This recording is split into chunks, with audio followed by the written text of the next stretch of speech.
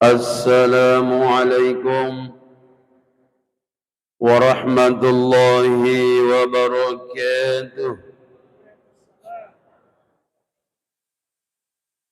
Alhamdulillahi rabbil alamin. Wabihi nasta'inu ala umurid dunya waddin. Wassalatu wassalamu ala ashrafil anbiya'i wal mursalin. Wa ala alihi wa ashabihi ajma'in. Alhamdulillah, thumma alhamdulillah. Loni mai ni patarakatan rasukuru kamarajata loko wasewai nasaba pamase simatana loko idik manang sabai nailalan na onrok kami nama barakae ilalan na kampota onrok kami nama labie pada angka kina file fuang Allah Ta'ala untuk mencari jamaah subuh yang merupakan amal terbaik dalam sehari semalam. Podo bare angkina panenunga puang Allah Ta'ala pamase marajai yakni si mata mati nulu juga berjamaah subuh. Selanjutnya selawat salam selalu tercurah kepada manusia agung baginda Rasulullah sallallahu alaihi wasallam. Allahumma salli wa sallim wa barik ala hadzal nabiyil karim wa ala alihi wa ashabihi ajma'in. Syukuru waji isi matamat dibola ilalan natitta. Nasabab paling tidak angka telu aga-aga maraja na pasadiang ifuang Allah Ta'ala risesena ata macai syukuru. Yang pertama nigi syukuru pasti bahagia. Yang makanya selalu disampaikan ya roidi rupa tawi maiga salah pahang. Nasang iyarunya mangi okoy waramparangi, okoy sehae, okoy pangkae. Ternyata banyak orang kaya, banyak orang sehat, banyak orang berpangkat tidak bahagia. Kalau mau bahagia caranya bersyukur. Makanya ulama menjelaskan jangan bahagia membuat kita bersyukur. Tetapi bersyukurlah maka pasti dibahagiakan Allah. Yang kedua, dicin apa boleh tu syukur pasti dikasih oleh Allah hati yang lapang. Nasabaya tu susah oleh okomi hati. Upan nama loang hati, lapang hati, maka semuanya dapat diterima. Apakah takdir baik, takdir buruk, semuanya akan diterima kalau hati yang lapang. Dan yang membuat orang bahagia bukan karena takdirnya, tetapi yang membuat kita bahagia karena menerima takdir. Apakah takdir baik ataupun takdir buruk, apapun takdir Allah, kalau hati lapang semuanya membahagiakan. Nabi Sulaiman kaya raya bahagia bukan karena kaya rayanya, karena hatinya yang lapang. Nabi Ayub si penderita penyakit paling parah di dunia, dia pun bahagia bukan karena penyakitnya, tetapi dia berhati lapang menerima takdir yang buruk dari Allah Subhanahu wa Ta'ala. Dan yang ketiga, saudaraku, kalau kita bersyukur, maka janji Allah yang pasti adalah hidup yang berkah. Banyak orang banyak harta tapi tak berkah.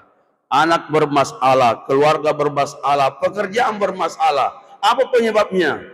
Karena tidak berkah. Tapi ada orang hidupnya pas-pasan, semuanya jadi baik, semuanya jadi berkah. Kenapa? Alasannya cuma satu, bersyukur terhadap nikmat Allah Subhanahu wa Ta'ala. Bersyukurlah saudaraku, niscaya kita pasti bahagia, pasti berlapang dada, dan pasti diberikan kehidupan yang berberkah. Bila hidup sudah berkah, semuanya menjadi baik di sisi Allah Subhanahu wa Ta'ala. Kaum muslimin sidang jamaah subuh yang dimuliakan Allah. Salah satu di pamase maraja dari yang ikhwan Allah Ta'ala yang perlu kita syukuri karena kita masih dipertemukan Allah dengan bulan Ramadan tahun ini. Banyak orang ketika dikasih pilihan, pilih mana? Harta yang banyak, pekerjaan yang bagus, dibandingkan dengan umur yang panjang. Rata-rata pasti kita pilih umur yang panjang. Karena apalah arti harta banyak, apalah arti kehidupan berpangkat kalau hidup kita sudah berakhir. Makanya nikmat di atas nikmat salah satunya adalah panjang umur, dan alhamdulillah Allah masih pilih kita menjadi manusia yang dapat bertemu Ramadan tahun ini. Makanya manfaatkan Ramadan. Maka di adanan degeruta itu ramalange onrom mengalana idi umat selangi. Pege umat selangi kami mengal lolonga saro okoi ular ramalang. Makanya manfaatkan semaksimal mungkin bulan suci Ramadan. Tapi sebelum itu maparengarangi andi geruta melalui Al-Quran dan hadis. Sebelum ia bu Makkah malae angka agaga kami nak paralu perhatikan. Pegero nasa andi geruta hati. Magena paralu pacinya dia sebelum Makkah mala. Maka dan geruta mabere ibarat dalam kehidupan. Maka ia tu adie ibarat icere bejana. Ramadan itu ibarat air.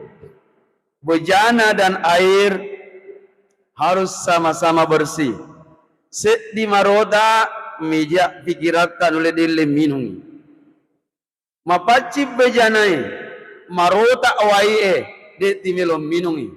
Maka to sebaliknya.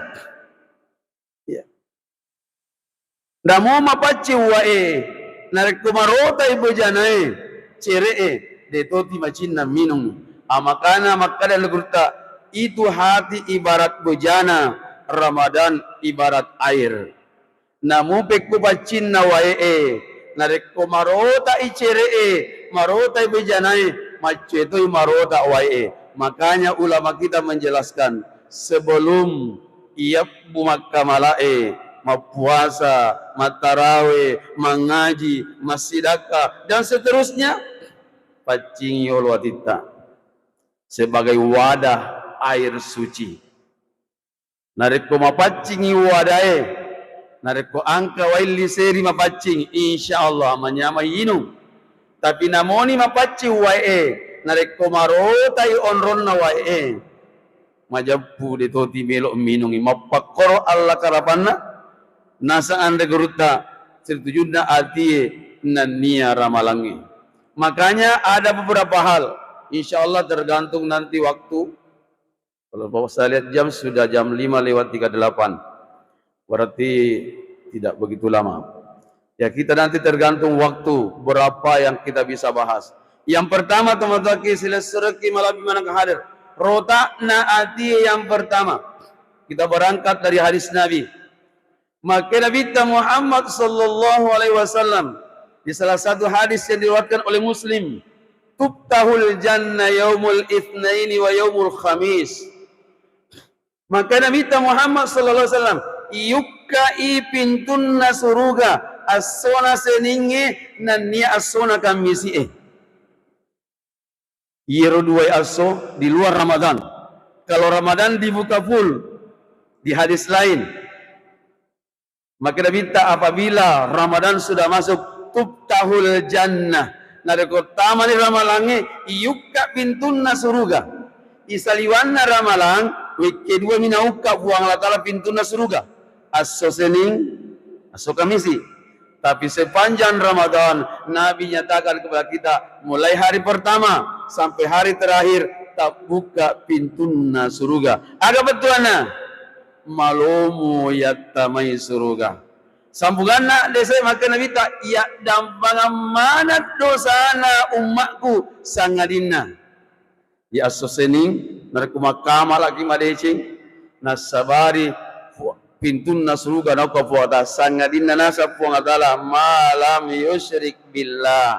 Nomor seti rota na adi nasa nabita sehingga dek nak kigudai ki amala dicita apa dua ngangil loko puang Allah Ta'ala. Mohon maaf, saya mungkin ustaz selalu menyinggung namanya musyrik. Apa dua ngangil?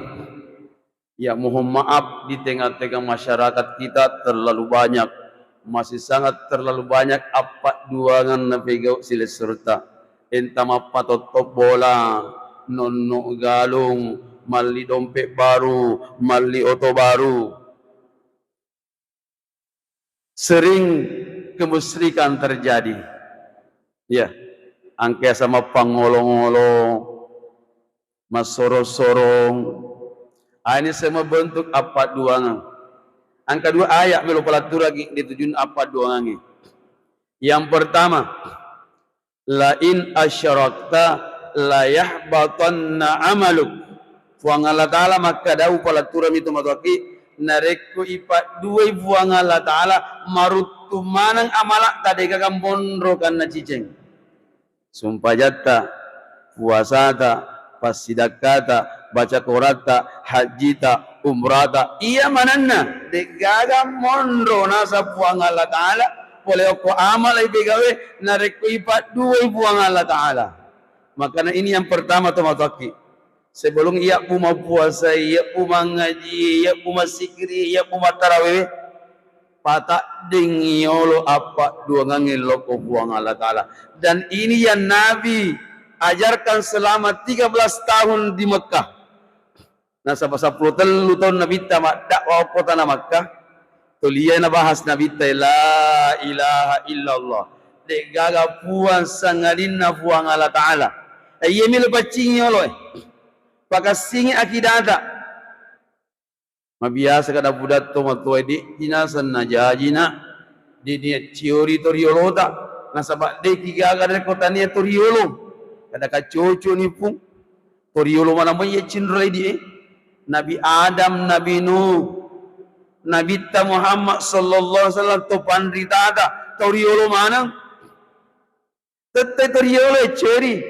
Maka demi agama ta iya ceri toriolo apa tirong?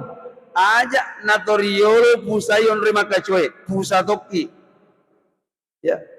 Dan maka toki iya ceri toriolo ta angkel lolonga apa tirong? Boleh aku buang Allah Ta'ala pada na tu pandita ya andri guruta riolo to riolo mana matong. Iya. Makanya intinya teman-teman pakasing apa seti talo ku Ta'ala. Kul huwallahu ahad. Ayo para pakasing narekode nama kasing la ilaha illallah tak na to makamala aya den rena sangaya marutung amala emagai di nama kasing apa sedit talo ko puas sewai. Itu inti agama kita. Apa yang membedakan kita dengan Kristen, apa yang membedakan agama-agama yang lain? Cuma dalam ketuhanan. Kristen punya 3 Tuhan, Hindu mungkin punya 7 Tuhan, yang lain-lain punya Tuhan. Orang Bugis lebih banyak dari itu Tuhannya. Ya, saya orang Pindrang, luar biasa penyembahan masyarakat di sana.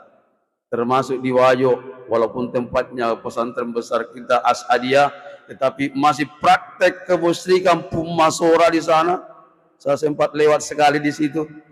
Masih terlalu banyak saudara-saudara kita yang sering mendatangi, terutama yang mau mendapatkan sesuatu dari kehidupan ini, entah pangkat atau kekayaan, masih banyak berjalan ke sana menyerahkan seekor kambing dan semacamnya. Ini semua bentuk kemusyrikan kepada Allah Subhanahu wa taala. Yang kedua selesreku, nareku pak dua buang Allah taala aga bayanya. Oku ayat lainnya maka buang taala, wa may yusyrik billah faqad harramallahu alaihi aljannah.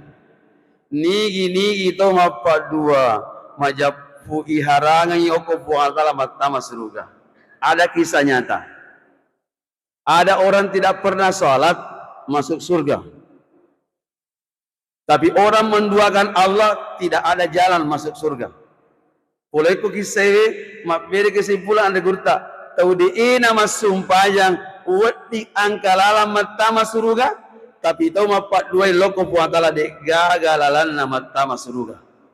Ini bahayanya tuh matak pakaji upatiga ki uang gak sile serengi di pelaturan iye persoalannya aja lalu tempat dua puatala harangi tama suruga to mapat dua loko puatala niga makada ayat naden buang Allah taala nigi pat dua puatala iharangi oko buang Allah taala matama surugana. Seorang pemuda datang menghadap kepada Nabi, "Ya Rasulullah, saya mau masuk Islam." Maka dia bersyahadat di hadapan Nabi, "Asyhadu an la ilaha illallah wa asyhadu anna Muhammadar Rasulullah." Tidak lama setelah bersyahadat datang panggilan perang memusuhi tawe, sehingga dia termasuk dikirim oleh Nabi pergi perang. Dan alhamdulillah ketika pergi perang mati syahid. Dan Nabi katakan isi surga, belum pernah sembahyang. Belum pernah sembahyang sekalipun. Tapi dia ikut perang, mati dalam perang. Kata Nabi, isi surga. Nah, ini saya katakan, orang tidak sembahyang berpeluang masuk surga. Tapi ya dua ifuang Allah Ta'ala, mohon maaf teman-teman, bahayanya maka di fuang Allah Ta'ala iharangan imatamai surga na fuang Allah Ta'ala. Ini yang pertama, rotak nati, apa duangan. Saya pernah beli buku judulnya Kanker Hati. Ternyata nomor 1 di situ, kanker hati adalah musyrik. Ipat dua ifuang Allah Ta'ala. Penyakit hati nomor pertama, kata para ulama kita, adalah menduakan Allah, bahasa Al-Qur'annya musyrik. Makanya dosa selain musyrik Allah ampuni. Apapun yang kita lakukan Allah bisa ampuni tanpa minta ampun. Tapi musyrik menduakan Allah, Allah tidak akan ampuni kecuali memohon ampun dan berhenti dari perbuatan itu. Innallaha la yaghfiru ayyushraka bih wa yaghfiru ma duna dzalik. Sesungguhnya Allah tidak akan mengampuni dosa menserukan Allah, tetapi Allah akan mengampuni dosa-dosa yang lain. Ini yang pertama, sila suratku malah bimana kehadat. Yang kedua, rotakna ati narampian rekrutah sehingga waktu jayi makama lagi mega tapi dia nak kigunaiki ia naritu ketika ada dalam hati kesombongan. Patat tinggal itu matoke sombong. Apa itu sombong? Dua penjelasan Nabi itu tentang al-kibru. Mahu al-kibru. Apa itu sombong? Yang pertama kata Nabi, batrul haq, menolak kebenaran. Makanya teman-teman selesai nariku angka guru tama paletu, angka guru tama pangaja. Boleh aku ramalabi boleh aku hadisan Nabi Muhammad sallallahu alaihi wasallam. Jangan bilang angka manaha. Jangan menolak, karena ini kesombongan. Maka Nabi bawa wedek paule pegaui. Podo barek naringa fuang Allah Ta'ala piti doang. Nau pegau itu tak ceramang ustaz. Ya. Contoh ku anak-anak damakun raya. Allah mewajibkan menutup aurat. Ya. Kewajiban dari Allah, bukan kewajiban dari siapa-siapa. Bukan budaya Arab, bukan budaya siapa, tetapi menutup aurat itu datangnya dari Allah Subhanahu wa Ta'ala. Narik pedik panauli bini tadi panauli anak damat tutup aurat, jangan bilang angka manaha. Itu menolak namanya kebenaran. Apapun yang datang dari Al-Quran, apapun yang datang dari Nabi sallallahu alaihi wasallam, kita wajib membenarkan. Tongangi boleh aku fuang Allah Ta'ala, tongangi boleh aku Nabi Muhammad sallallahu alaihi wasallam. Yang kedua kata Nabi tentang pengertian sombong adalah batrul haq wa ghamtun nas, merendahkan sesama. Boleh aku persolagi tomatok di era kita sekarang, di zaman modern, samanna to angkai mani pakalabi ya kasih tahu pedi samanna pandang enteng. Kita sendiri yang membuat ajaran agama ini tidak benar. Kenapa kita yang banyak pelakunya? Magi wakana megalat da umat sallam aku kowe tahu angkai mina pakalabi. Kira-kira dari kumapeti kehidupannya sama dia pandang rendah. Pada agama mengatakan tidak. Kaya miskin dalam agama sama. Sama-sama hambanya Allah. Sama-sama Allah yang takdirkan. Karena bahasa agama itu orang tua aku selesai kepada maka hadir. Kaya karena takdir, miskin karena takdir. Bahasa ogina sogi karena toto, mapeti pun karena toto. Makanya desisi nawat di menurut agama ta. Ipakatuna pada tarupa tahu gara-gara harta. Gara-gara kedudukan. Karena ini merusak hati. Jangan pernah ada kesombongan dalam hati. Di antara kesombongan itu tumatoki pakaian yang bagus. Uparingan rangi selesai tumatoki bala hadir. Ya kalau masih ajaran naga mata ipake pakaian malapi ipake pakaian magasinge, ipake pakaian mewah. Itu kata Allah di Al-Quran. Allah Subhanahu wa Ta'ala jelaskan, khudhu zinatakum inda kulli masjid. Pakai pakaian makasimu, pakai pakaian malebikmu, pakai pakaian makanjakmu. Tungkak miki mata masih cuma perlu jaga hati, jangan ada kesombongan. Umar bin Khattab, salah satu cirinya beliau selalu memakai pakaian compang-camping. Padahal dia presiden, dia kaya, tapi kenapa selalu pakai pakaian yang kurang dalam pandangan manusia banyak? Takut hatinya rusak.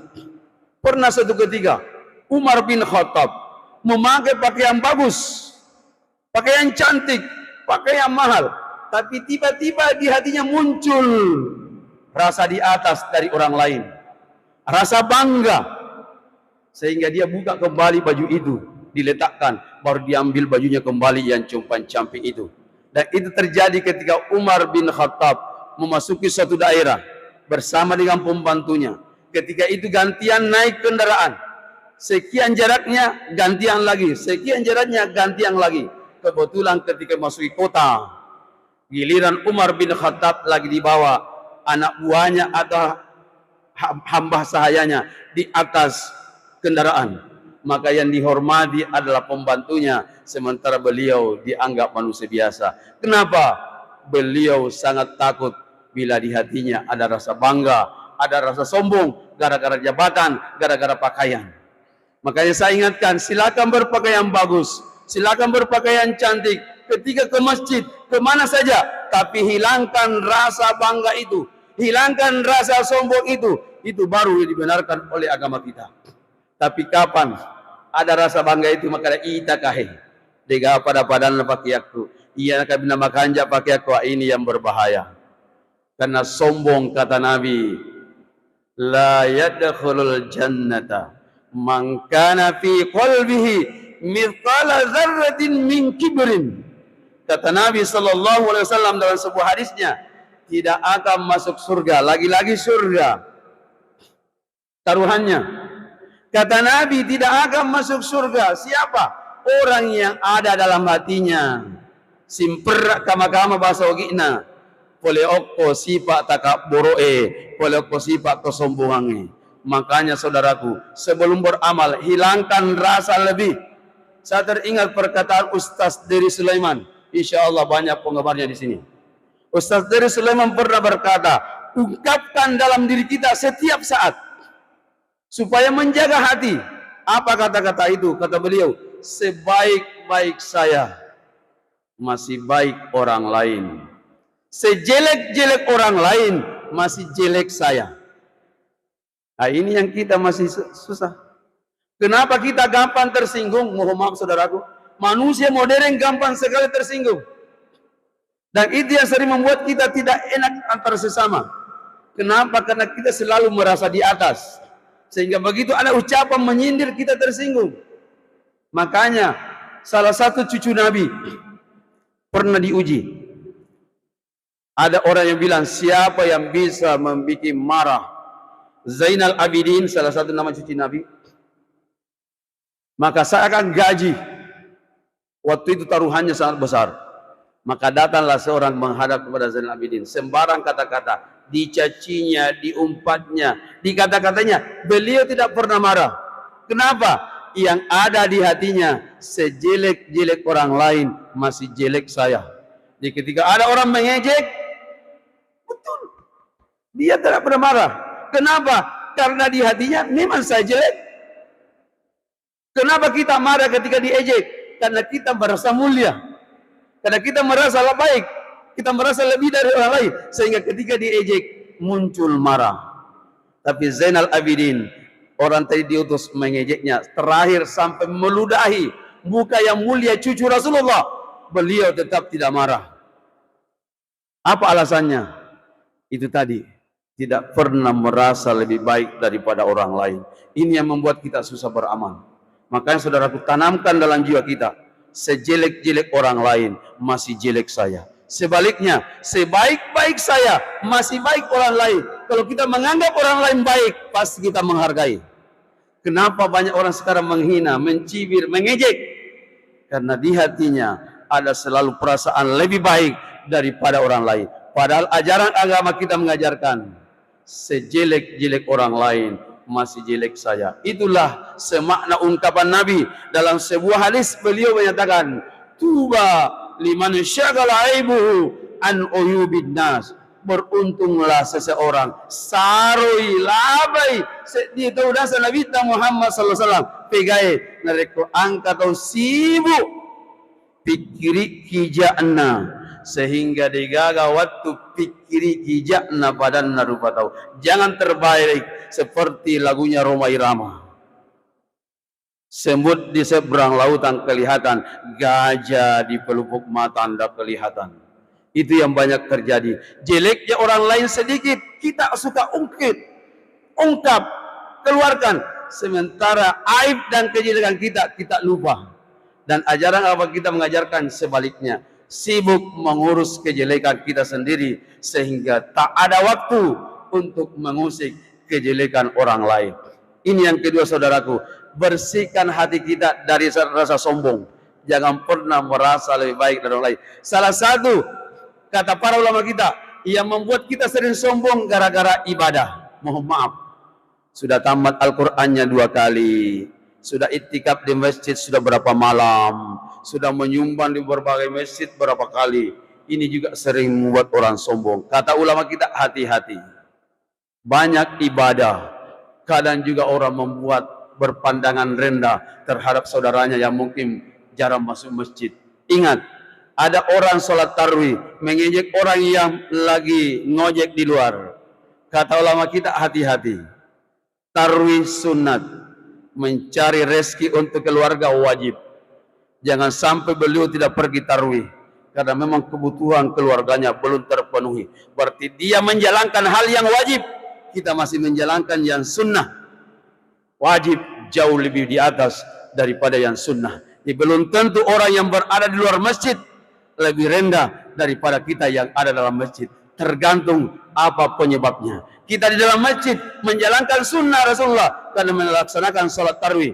Tapi saudara kita di luar mungkin bukan karena malas, tetapi karena ada tuntutan kehidupan, kewajibannya terhadap keluarganya, anak dan istrinya butuh biaya hidup, dan itu dia kejar. Berarti dia lagi sedang menjalankan kewajibannya sebagai seorang suami, dan itu lebih tinggi dari apa yang kita lakukan menjalankan salat tarawih. Makanya hati-hati, jangan cepat-cepat menjustis seseorang bahwa dia lebih hina dari kita. Belum tentu kita yang di dalam masjid, yang rajin ngaji, yang rajin iktikaf, yang rajin salat, belum tentu lebih baik daripada saudara kita yang masih ada di luar. Ini yang kedua. Yang ketiga dan ini yang terakhir, banyak sebenarnya tapi waktu yang membatasi kita. Yang terakhir saudaraku, yang membuat amal kita tak bernilai di sisi Allah, itu karena ada saudara kita di sekeliling kita, kita tak peduli. Ada orang naik haji mungkin tiap tahun, naik umrah mungkin hampir tiap bulan, ya. Tapi ada di tetangganya yang miskin, tak dipedulikan. Itu bisa membuat amal ibadah kita tidak dipedulikan oleh Allah Subhanahu wa Ta'ala. Ingat, salah satu fungsi puasa adalah supaya sensi sosial kita berfungsi. merasakan penderitaan orang lain itu berfungsi. Kalau kita lapar dari pagi sampai maghrib, sudah bisa dipastikan mungkin maghrib sudah ada yang dimakan. Tapi boleh jadi ada saudara kita sehari, 2 hari, bahkan 3 hari tidak makan-makan. Karena memang lagi kesulitan di bagian pangan. Makanya ini kenapa puasa diadakan. Salah satu hikmahnya kata para ulama kita, supaya kita ada kepedulian sosial. Kalau Allah mau kayakan kita semua, Allah sangat mampu. Allah sangat mampu mengkayakan seluruh hambanya di dunia ini. Apa buktinya? Allah ciptakan triliunan bintang di atas sana. Siapa yang tempati? Artinya apa? Allah Maha Kaya.